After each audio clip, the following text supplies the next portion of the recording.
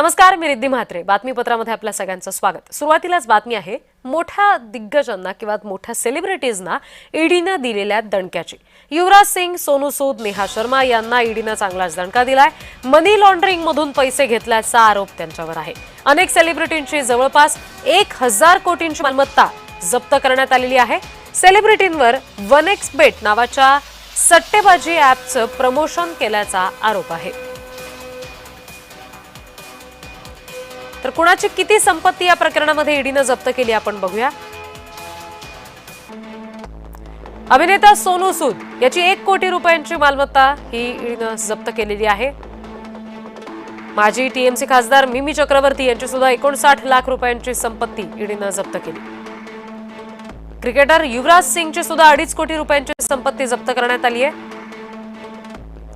माजी क्रिकेटपटू रॉबिन उथप्पा याची सुद्धा 8.26 लाख रुपयांची संपत्ती जप्त करण्यात आली आहे. बंगाली अभिनेता अंकुश हाजरा याची सुद्धा 47 लाख रुपयांची संपत्ती ईडीने ताब्यात घेतलेली आहे. मीरा रौतेला जी अभिनेत्री उर्वशी रौतेलाची आई आहे तिची सुद्धा जवळपास 2 कोटींची संपत्ती जप्त केली आहे. अभिनेता सोनू सूदची 1 कोटी रुपयांची संपत्ती ईडीने जप्त केली आहे.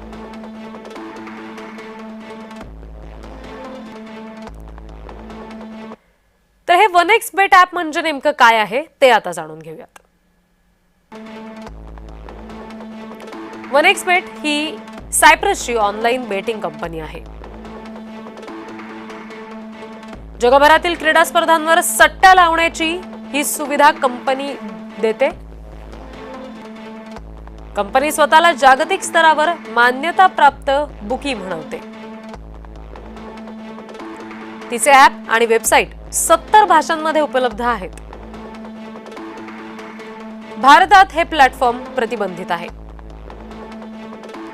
कंपनीवर आरोप आहे की तिने लोक आणि गुंतवणूकदारांकडून कोट्यवधी रुपयांची फसवणूक केलेली आहे.